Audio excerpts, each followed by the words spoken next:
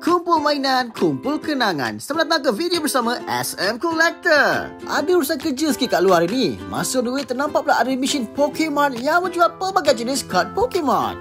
Yang paling menarik perhatian saya dalam mesin ni, dia ada Prismatic Evolution, pack Pokemon yang terbaru.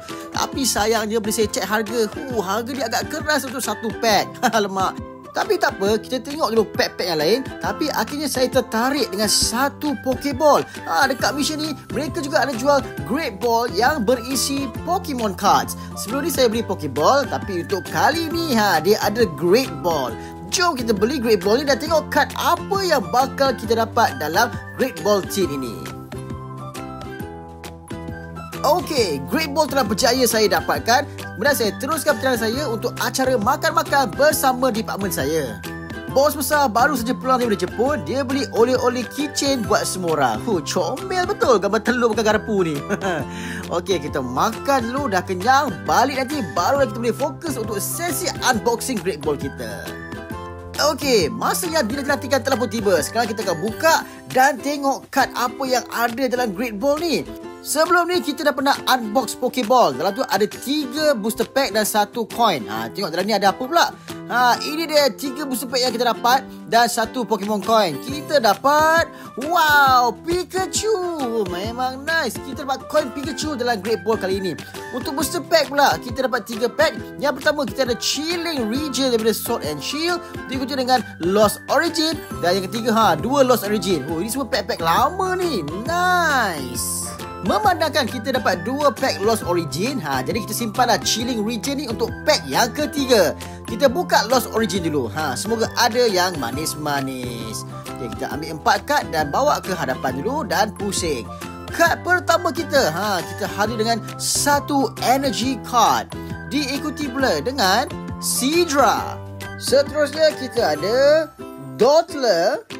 Diikuti dengan Thornton Trainer Supporter Card, Inkay, Scovet, Falinks, Poliwag, Oddish.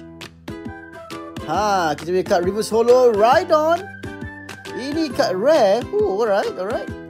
Dan kad terakhir hadir dengan dah nampak ada kad manis. Kita ada Aerodactyl V-Mail. Wow, pack pertama dah hadir dengan 1 kad manis. Okey, kita akan buka pack kedua Lost Origin. Adakah ada kad manis juga? Let's go.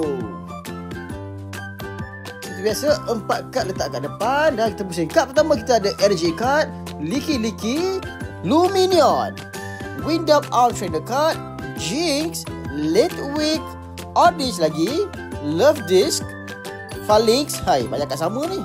Kita punya Reverse Holo. Kita dapat Reverse Holo. Dan kad terakhir kita dah dapat. Ada kad manis tak? Dapat 1 kad rare biasa, Rhyperior. Okey, kita dah selesai 2 pack. Yang pack pertama dapat kad manis, pack kedua dapat 1 kad rare. Sekarang kita akan buka pack yang terakhir. Adakah pack terakhir ni pun the best of the best? Let's find out. Jom buka pack terakhir, Chilling Region.